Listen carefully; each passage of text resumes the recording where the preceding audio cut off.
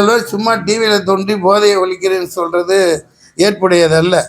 அது எப்படி திருந்துவான்? நீங்கள் டாஸ்மாகில் இப்போ போதை 2012 அதிரடின்னு ஒரு படம் எடுத்தேன். டாஸ்மாக் கடையில் போய் மக்களை காலில் விழுந்து குடிக்காதன்னு 12 எடுத்தேன், வெளியிட்டேன். என் காசு போட்டு தான் எடுத்தேன். அதுக்கு ஒரு மானியம் கொடுக்கல, ஒரு பூனையும் கொடுக்கல. இப்போ சரக்குன்னு தான் இதை எடுத்தேன். 4 கோடிக்கு மேலே ஆகிடுச்சு. இடத்த விற்று என் கை காசு போட்டுதான். என்னால் யாரும் நஷ்டமடையக்கூடாது. அதை வெளியிடுறதுலேயே பல சிக்கல். எல்லாம் ரெட் ஜெயின்ட்டு அக்டோபஸ் மாதிரி இவங்க தடுக்கிறாங்க. காலையில் 10:30 மணிக்கு கமலா தியேட்டரில் ஷோ கேட்டால் நைட்டு 10:30 எதிரில் போகிற மாலில் கொடுக்குறாங்க. 10:30 மணிக்கு வேணாலும் என் படத்தை பார்க்க வருவானா? நான் தலை அஜித்தா, தளபதி விஜயா? அப்படி அங்கே தவறான திரையரங்கள் கொடுத்தாங்க. கேப்டன் இறந்துட்டாங்க. சரி, ஓடிடியிலையாவது போடலன்னா குறைஞ்ச ஒரு விலையில் விற்றேன். 1.5 வருஷம் ஆச்சு. ஓடிடியில் போட விட மாட்டேங்கிறாங்க. அந்த படம் வந்தாவே போதையை ஒழிச்சிடலாம், டாஸ்மாக் எதிராக மக்கள் போராடுவாங்க. அந்த கதை அமைப்பு அப்படித்தான். நிறைய நடிகர்களை வச்சு எடுத்தேன். அதை வெளியிடவே இவங்க தடுக்கிறாங்க. நடிகர் சங்கம் நக்கிட்டு கிடக்குது, ப்ரொடியூசர் கவுன்சில் படுத்து கிடக்குது, யாரையும் எந்திரிக்க விடலை. இது வேதனையோடு சொல்கிறேன், வேதனையோடு சொல்கிறேன்.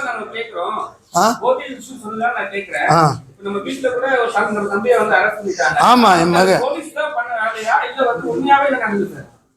நான் தான் பிடிச்சி கொடுத்ததே. அதாவது காவல்துறையிலேருந்து ஒரு அதிகாரி உங்கள் அங்கே என்ன மெக்கானிக் சொன்னார். அடித்து விழுந்துட்டு போனேன். அவர் ஃபோனை கையில் வச்சுக்கிட்டு, அந்த ஃபோன் யாரோ 1 மாதத்துக்கு முன்னாடி 2-3 பேரை கைப்பற்றி இருக்காங்க. அவங்கள அவன் இவன் நம்பரை சொல்கிறாங்க, அவங்கள்ட்ட வாங்கியிருக்கானா. அப்படியாடா? எனக்கு அவன் சிகரெட் குடிப்பான்னு கூட தெரியாது. உண்மையிலேயே நான் எழுந்திரிச்சு காலையில் என் பொழப்பை பார்த்து போயிடுவேன். அவன் எங்கேயே சுற்றிட்டு இருக்கான். ஆமாம், ஒரு தடவை அடித்து நான் பலார்னு ஒரு அறை விட்டேன். அங்கேயே அடி பலார்னு விட்டேன். நீ கூப்பிட்டு போங்க. அவங்க சொல்ல, இல்லை சார் அடிக்காதீங்க சார், நான் கேட்டுட்டு இல்லை 4 பேர் லிஸ்ட்டில் இருக்காங்க விட்டுருவேன்னாங்க.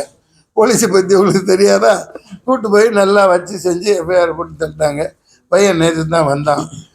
அது எனக்கு மகனுக்குன்னு நான் பார்க்கல, எல்லா மகனுங்களுக்கும் எல்லா பேரனுங்களுக்கும். சின்ன பள்ளிக்கூடம் எலிமெண்ட்ரி ஸ்கூலில் வரைக்கும் அந்த என்ன வாய்க்குள்ளே வைக்கிறது தலையானியா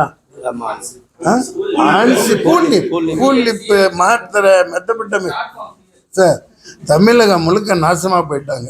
இது பெரியார் ஆட்சி அப்படின்னா இங்கே வாங்க.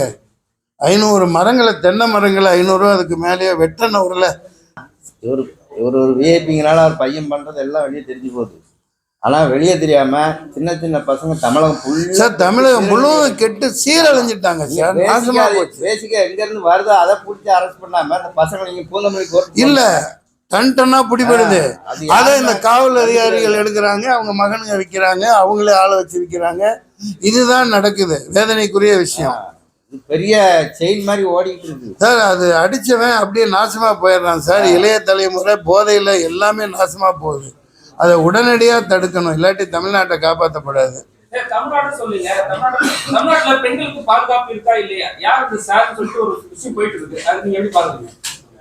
நான் தான் கடைசி ஆளாக இருக்கணும்னு நினைக்கிறேன். நீங்கள் கேள்வி கேட்குறது வெட்டி கொல்லணும், அவனை சுட்டு தள்ளணும். என்கவுண்டரில் எல்லோரும் முன்னாடி நின்று கலால் அடித்து கொல்லுங்க. அது யார் அந்த சாருங்கிறத ஒரு 2 அறை விட்டு கேட்க வேண்டியதானே. அவனையே வச்சு பொத்திக்கிட்டு இருக்கிறீங்க. ஃபோனில் இருந்திருக்கு, அவன் இன்னொரு சார் கூட படுக்கணும்னு சொல்லியிருக்கான். அதானே எவ்வளோ பெரிய ஒரு காலேஜில் ஒரு கல்லூரியில் வன்மையாக.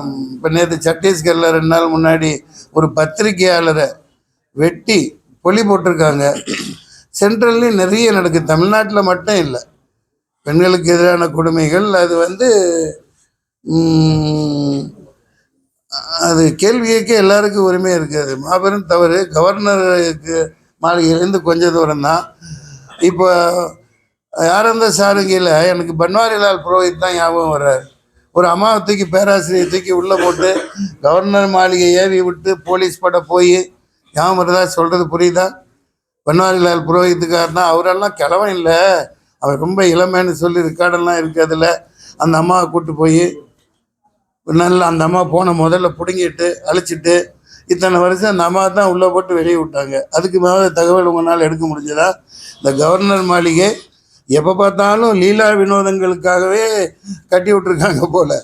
600 ஏக்கரு, 6000 மான்கள், இன்னைக்கு தான் இது ஒரு புதிய தகவலாக இருக்குது. 98ல் நான் கவர்னர் மாளிகை முன்னாடி கிரிக்கெட் ஆடினேன். உங்களுக்கு பழைய பேருக்கு ரொம்ப பேருக்கு தெரிஞ்சிருக்காது. எதுக்கு? ஒலிம்பிக்கில் தகரம் கூட வாங்கலை அப்போ இந்தியா.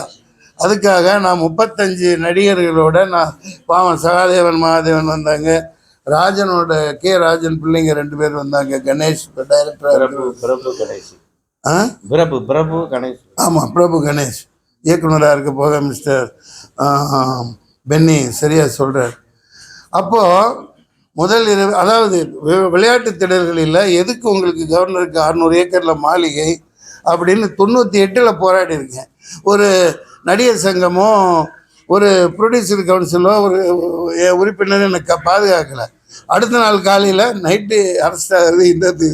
அடுத்த நாள் காலையில் ஒரு பெண்ணை கற்பனை சீன்னு போட்டு பெருசாக போட்டு வந்துச்சு. தகவல் எடுத்து இதே ஸ்டாலின் உள்ளே போட்டார். அது நான் ஒன்றும் 100% அக்மார் யோக்கியன்னு சொல்ல வரலை. துரத்தி காதலிச்சாங்க, அவங்க கல்யாணம் பண்ணி தான் வச்சுருந்தேன், அவங்க தப்பாக பண்ணாங்க. அப்புறம் பார்த்து அதுக்கு தண்டனையெல்லாம் எனக்கு கொடுக்கப்பட்டு 2011 நவம்பர் 11ஆம் தேதி இது